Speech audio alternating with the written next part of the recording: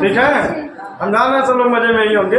ठीक है, तो कल के वीडियो में हम लोगों ने पढ़ा था, ठीक है ना, एल्किल हैलाइड, और आज भी हम लोग उसको क्या करेंगे, आगे बढ़ाएंगे। कल हम लोग एल्किल हैलाइड के वर्गीकरण पढ़ लिए थे। एल्किल हैलाइड क्या होते हैं, ठीक है ना, एल्किल हैलाइड हम किसे कहते हैं, ठीक है, इसके बारे में कल हम लोगों ने पूरी जानकारी ले ली थी। और हम जान गए थे कि एल्किल हैलाइड कितने प्रकार के होते हैं, 3 प्रकार के, ठीक है ना। किसकी संख्या के आधार पर, एल्किल ग्रुप की संख्या के आधार पर एल्किल हैलाइड कितने प्रकार के होते थे, 3 प्रकार के।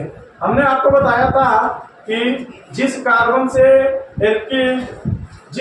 से हेलो या हेलाइड, ठीक है ना, जिस कार्बन से हेलाइड ग्रुप जुटा होता है, ठीक है ना, या हम कह लें कि जिस कार्बन से ये हेलोजन जुटा है, ठीक है ना, अगर इसके एक तरफ CH3 ग्रुप है तो इसे हम लोग कहते हैं 1 डिग्री एल्किल हैलाइड, ठीक है ना।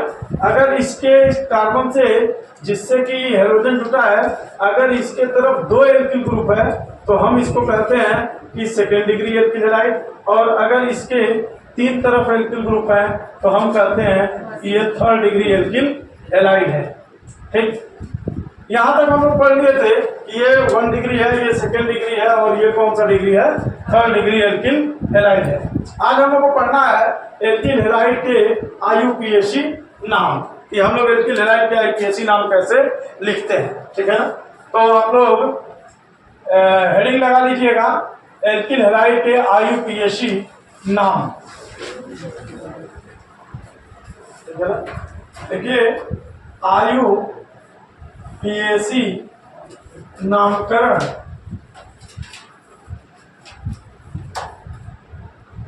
इसका हम लोग को पढ़ना है एल्किल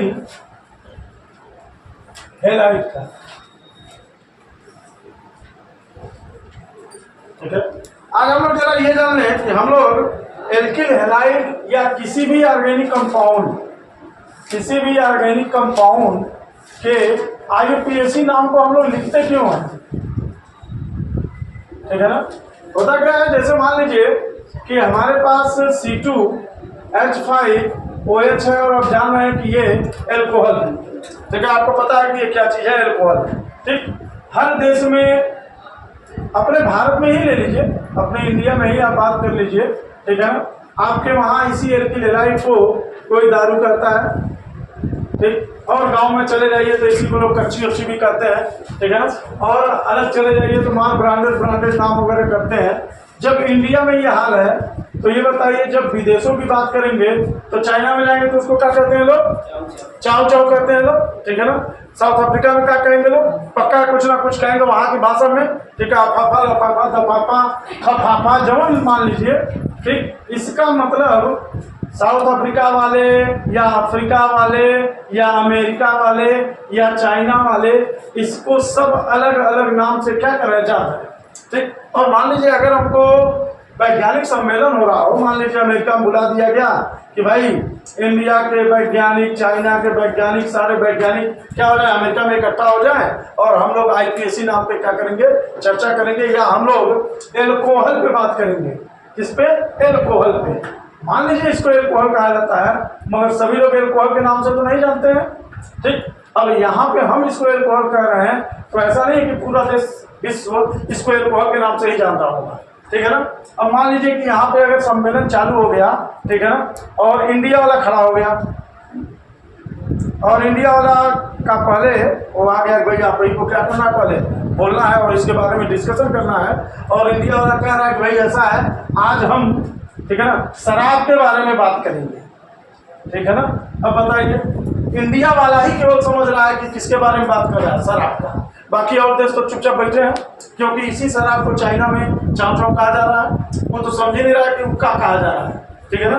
अफ्रीका वाला कुछ और भाषा में जान रहा है, ठीक है। हर देश के लोग इसी एल्कोहल को अलग अलग नाम से क्या कर रहे हैं, जान रहे हैं। तो वैज्ञानिकों ने सोचा कि भाई एक हम इसका ऐसा नाम रख देते हैं, ठीक है ना, जो हर देश उसका क्या करेगा, पालन करेगा, और तब बना आपका IUPAC नामकरण, और दिया गया IUPAC नाम।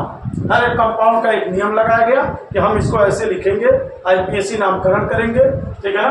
और तब जाकर इसको बताया गया।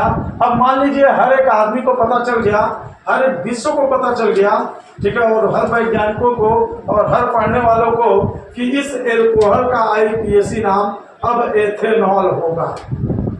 ठीक, अगर भारत वाले अगर इसको पढ़े हुए हैं तो अगर यहाँ पे चर्चा होगी कि आज हम एथेनॉल के बारे में बात करेंगे तो चाइना वाला समझ गया कि हमारे किसके बारे में बात हो रही है, चाउ चाउ के बारे में बात हो रही है, क्योंकि उसने ऑलरेडी सारे नियम कानून क्या कर लिए हैं, पढ़ लिए हैं। साउथ अफ्रीका वाला अपना समझ रहा है कि भाई हमारे किसके बारे में बात हो रही है, पापा के बारे में बात हो रही है। हर एक देश इस चीज को क्या कर रहा है, समझ रहा है। इसलिए जो है आईपीएसी नामकरण दिया गया हर एक कंपाउंड का, ताकि सारे देश जब भी इनको एक विश्व स्तर पर रखा जाए तो एक नियम से सबको जानते रहें, ताकि हमको केमिस्ट्री पढ़ने में क्या हो, आसानी हो। और ऑर्गेनिक केमिस्ट्री में इतने ज्यादा कंपाउंड हैं कि अगर आप उनका सबका पर्टिकुलर नाम रखने लगेंगे, ठीक है, तो आप उनके नाम रख नहीं पाएंगे। इसलिए आईपीएसी नाम की क्या हुई, आवश्यकता पड़ी, क्योंकि एक कार्बन से लेके 10,000 कार्बन तक के कंपाउंड क्या हो सकते हैं, बन सकते हैं। और हम लोग 3, 4, 5, 6 या 7, 8 साधारण नाम जान सकते हैं, सबके साधारण नाम हम जान नहीं सकते हैं। इसीलिए आईपीएसी नाम दिया गया और इनका क्या किया गया, नियम कानून देकर और फिर इसको आगे बढ़ाया गया। ठीक है, तो आज हम लोग पहले आईपीएसी नामकरण तो आप लोग जानते ही है, पहले भी पढ़ चुके हैं कि क्या होता है, ठीक है। फिलहाल एक हल्का फुल्का नियम हम देख लेते हैं। आईपीएसी नाम हमको यहाँ लिखना होता है किसका, ऑर्गेनिक कंपाउंड का, जिसे हम लोग कहते हैं कार्बनिक यौगिक। क्या कहते हैं, कार्बनिक यौगिक। ठीक, शोर नहीं करना आप लोग, थोड़ा बात करते रहिए, हंसते रहिए। आप लोग तो एकदम जैसे लग रहा है कि ठीक है, हम मुस्कुराते रहिए, जब तक मुस्कुराएंगे नहीं तब तक समझ में नहीं आएगा, ठीक है। तो कार्बनिक यौगिक का हमको आईपीएसी क्या करना है, नाम पढ़ना है। तो इनका नियम होता है कि किसी भी कार्बनिक यौगिक का सबसे पहला हमारा रूल होगा कि हम उसमें सबसे लंबी कार्बन की क्या करेंगे, चेन खोजेंगे। क्या खोज लेंगे, चेन। सबसे लंबी कार्बन की हम चेन खोज लेंगे और उसके बाद हम इसको क्या करेंगे, आगे बढ़ाएंगे।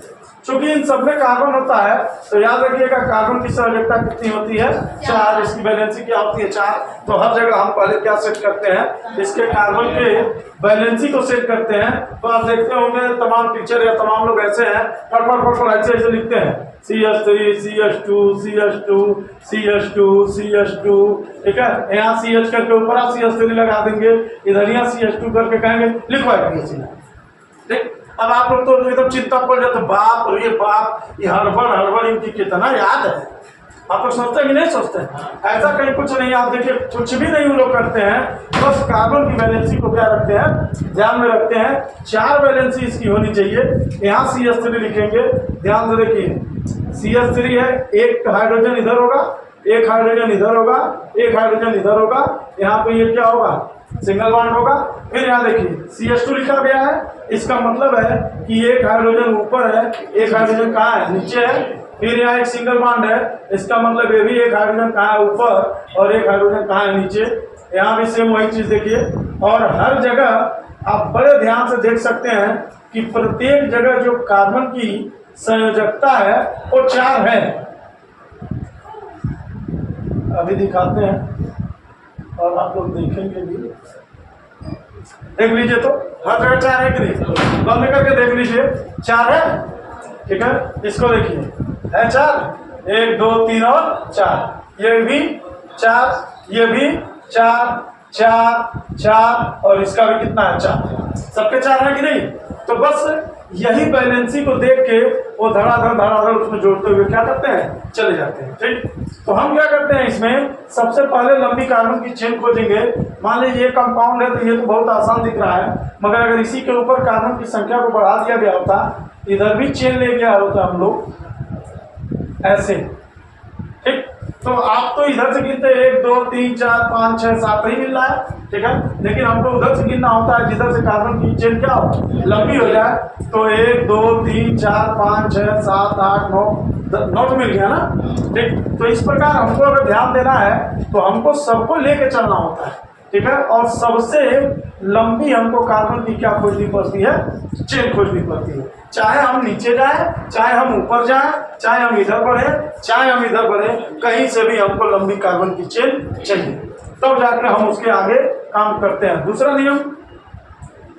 नियम में यह है कि जब हमको चेन दिया रहेगा तो हो सकता है उसके ऊपर भी कोई ग्रुप डाल दे, उसके नीचे भी कोई ग्रुप डाल दे, ठीक। तो हम पहले जो ऊपर और नीचे ग्रुप होते हैं उनको हम लोग साइड ब्रांच कहते हैं। क्या कहते हैं? Side branch. अब कभी भी कोई काम करने आप जाएंगे तो पहले आप छोटा छोटा काम जल्दी जल्दी कर लेते हैं, उसके बाद बड़का वाला काम करते हैं। इसीलिए जब आईपीएसी नाम लिखा जाता है तो पहले जो साइड ब्रांच में होते हैं उनके नाम को हम लोग क्या कर लेते हैं? लिख लेते हैं। उसके बाद हम लोग मेन वाले चीज की क्या करते हैं? बात करते हैं। क्योंकि अगर ये कंपाउंड है, जरा ध्यान से देखिए, CH3 CH2 CH2 CH2 और मान लीजिए इधर CH3 है और यहाँ हमने लगा दिया क्या? CH3। आप क्या करेंगे? इसमें सबसे लंबी कार्बन की चेन खोजेंगे, ठीक है। ये एल्किल हैलाइड है नहीं। एल्किल हैलाइड क्या होता है भाई? किसी भी एल्केन में से, ठीक है ना, हम एक हाइड्रोजन को हटा के उसके जगह कोई भी हेलोजन जोड़ देते हैं तो हम उसको क्या कहते हैं? एल्किल हैलाइड कहते हैं, ठीक है ना। अब जरा देखिए, अगर हमको इसका आईपीएसी नाम लिखना है तो सबसे पहले हम लंबी कार्बन की क्या खोजेंगे?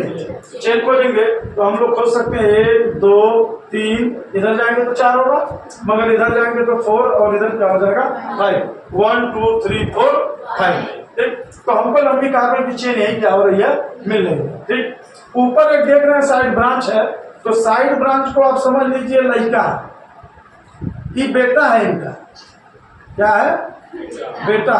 और हाई खानदान है।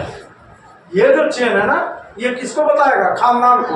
और हमेशा खानदान का नाम सबसे लास्ट में पड़ता है कि नहीं? ठीक है ना। तो इसलिए सबसे पहले हम बेटा को निपटाएंगे तो हम किसको लिखेंगे? बाप को, ठीक है ना। इतना याद रखिएगा। इसीलिए कहा जाता है कि तीसरे नंबर पे क्या जुड़ा है? CH3। और आप लोग ऑलरेडी हाई स्कूल वगैरह में बहुत कुछ पढ़ चुके हैं कि CH3 को क्या कहा जाता है? मेथिल कहा जाता है। क्या कहा जाता है? मेथिल। एल्केन से एक हाइड्रोजन हटा देने पर क्या बनता है? एल्किल बनता है। और इसी प्रकार मेथिल से एक हाइड्रोजन हटा देने पर क्या बनता है? मेथिल बनता है।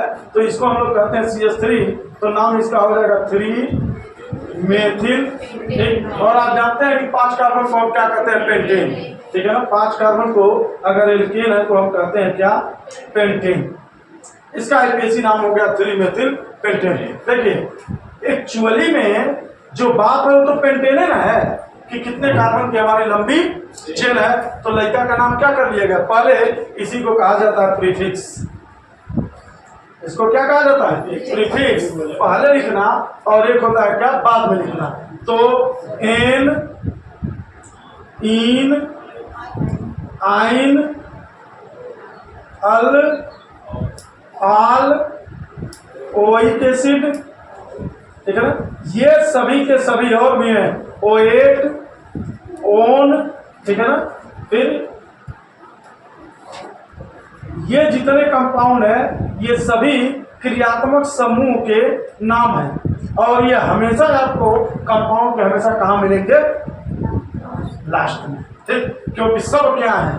सब बाप है, ठीक है ना। अब बेटे का नाम क्या मिलता है? पहले मिलता है, ठीक है ना। आइए जरा एल्किल हैलाइड का हम लोग आईपीएसी नामकरण करें कुछ, ठीक है ना। एक उदाहरण के रूप में हम लोग देख लेते हैं CH3 CH2 CH2, ऊपर बढ़ा दीजिए CH3। अपने आप सब कुछ कर सकते हैं, ठीक है ना। ऐसा कहीं कुछ है नहीं कि ये सब बहुत टफ चीजें हैं, ये सब बहुत आसान चीज होता है, ठीक। हमको इसका आईपीएसी नाम रखना है, ठीक। जब किसी भी कंपाउंड के अंदर कोई क्रियात्मक समूह आ जाता है तो हम नंबरिंग वहां से करते हैं जिधर से क्रियात्मक समूह क्या पड़ता है? नजदीक पड़ता है, ठीक है ना। तो हम नंबरिंग देखिए 1 2 3 4 5 इधर से भी कर सकते हैं। हम नंबरिंग 1 2 3 4 5 इधर से भी कर सकते हैं। लेकिन आप देख रहे हैं भाई, यही तो बता रहा है कि ये कंपाउंड कौन सा है, तो हम इसी को कैसे बोल सकते हैं? ठीक है ना। जिसकी वजह से हमारा सब कुछ है, हम उसको भूल नहीं सकते हैं। इसलिए हम नंबरिंग इस कार्बन से न करके हम नंबरिंग कहाँ से करते हैं? एक इस कार्बन से 1 2 3 4 और 5, ठीक। अब जरा देखिए साइड ब्रांच आ गया कि नहीं? ठीक है। तो पहले ये लोग तो इनके लड़के हो गए, तो हम लोग इनका नाम सबसे पहले क्या कर देते हैं? निपटा देते हैं, ठीक है ना। 2 नंबर पे एक तरफ ऊपर भी है और एक कहाँ है? नीचे भी है। तो हम लोग आईपीएसी नाम क्या लिखेंगे? 2, फिर क्या लिखेंगे? 2